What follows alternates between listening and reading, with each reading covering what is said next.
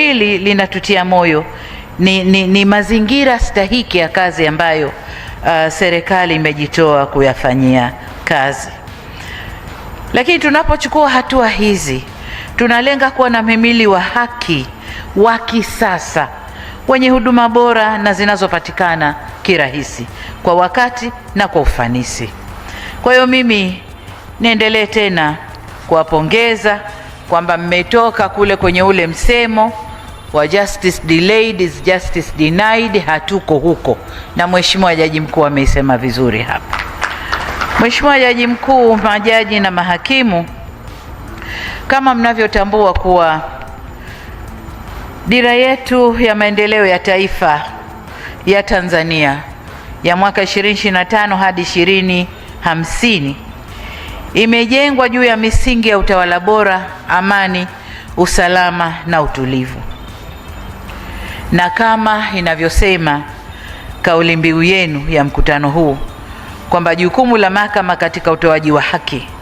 Sasa huko tunakokwenda, tunapoanza utekelezaji wa dira yetu hii, mahakama au mhimili wa mahakama una nafasi muhimu katika kujenga taifa lenye haki, amani, usalama na utulivu. Dira hii ya 2050 inatambua kwamba utawala bora na utawala wa sheria ni msingi wa maendeleo endelevu, na jambo hili haliwezekani pasi na mahakama imara na inayoaminika na wananchi wake. Nasi serikali tunaelekea kujenga mahakama hiyo. Tumechukua hatua kadhaa, tutaendelea kuchukua hatua kuijenga mahakama yetu iwe mahakama imara inayotoa haki kwa wananchi wake.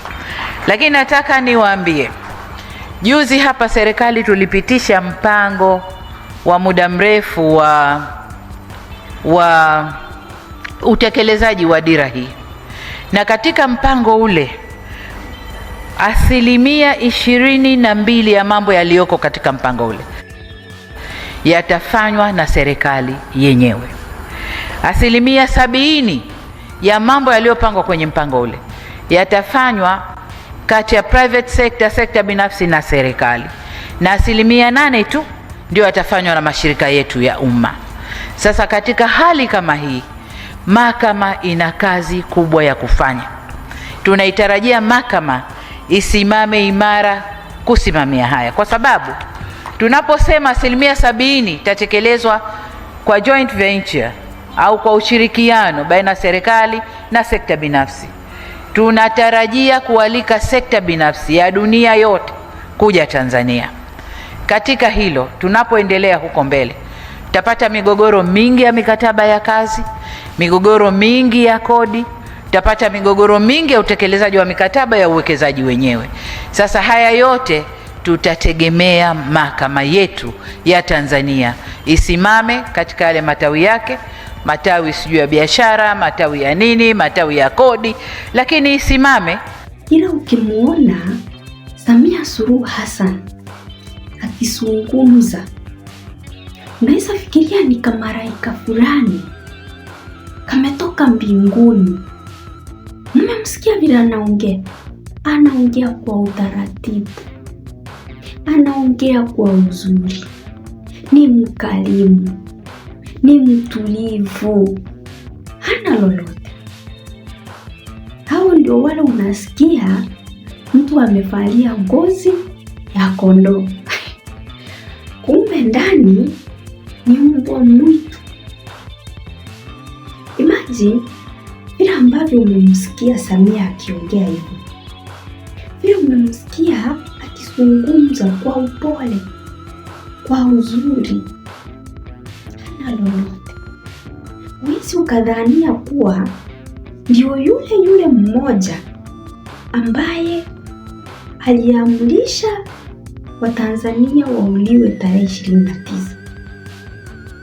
Huwezi ukadhani ni yule mmoja ambaye hadi leo hii amehakikisha kuwa Tundu Lissu amefungwa, na amefungwa kabisa. Huwezi amini kuwa ndio yule mmoja ambaye bado anaendelea kuwatesa Watanzania. Ni mtu mtulivu, anaongea kwa uzuri, anaongea kwa upole. Anyway, kiachana na hayo, kiachana na mazungumzo yake, tuongelee vile ambavyo amezungumza. Mmesikia akisema kuwa wanajikaza,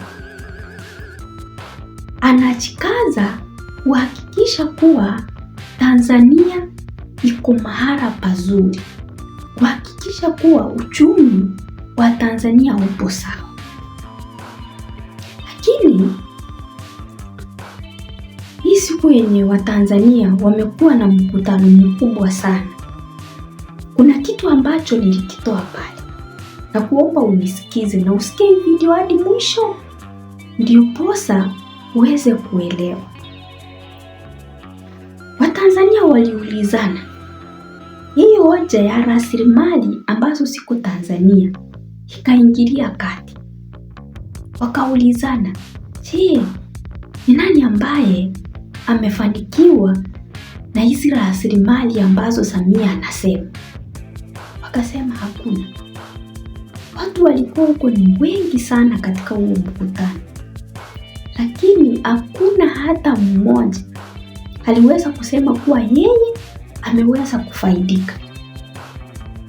Na mnasikia Samia amesema kuwa anataka kuhakikisha na kuona kuwa nchi Tanzania iko sawa na kuona kuwa uchumi wa Tanzania upo salama. Na mlimsikia akijipongeza akisema kuwa amefanya hatua kali, angalau uchumi imeinuka kutoka mahali ilikuwa. Lakini ukirudi kwa Watanzania, wao wanasema kuwa tangu Samia aingie uongozini hakuna ambalo amelifanya. Kile ambacho amekifanya ni kushusha uchumi wa Tanzania. Kile ambacho amekifanya ni kutesa Watanzania.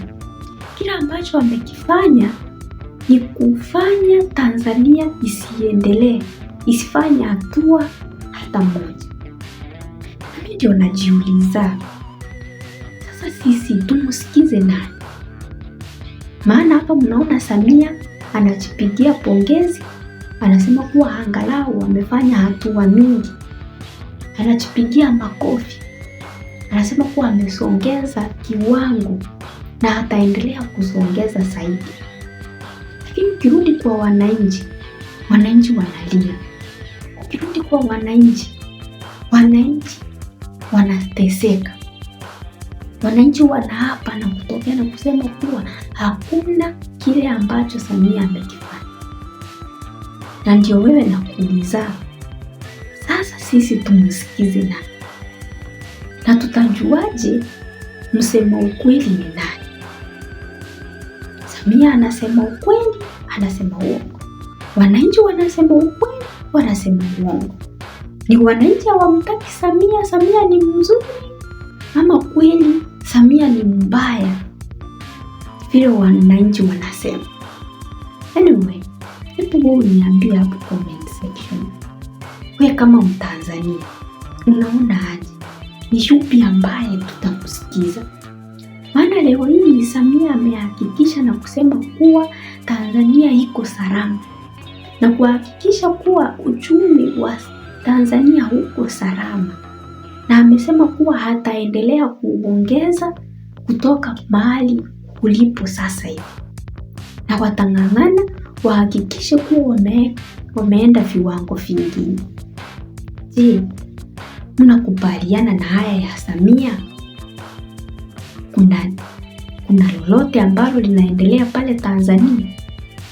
Kuna lile ambalo Samia amelifanya ambalo unaweza angalia hivi ukasema ukweli Samia amelifanya hili, akalifanya hili, akalifanya hili? Mimi sijui, kila wewe uniambie. Na unapoendelea kuniambia, nikuombe jambo moja. Kama hujasubscribe kwenye YouTube channel, hebu angalia hapo chini katika hiyo jina subscribe, finya hapo ni subscribe pia na uniweke like kwenye hii video. Tuendelee kusikiza na kuyatafakari yale ambayo yanaendelea Tanzania, ila tu kuja kuenda kuyasikiza pia ya Uganda, maana mnajua uchaguzi utafanywa Uganda hivi karibuni.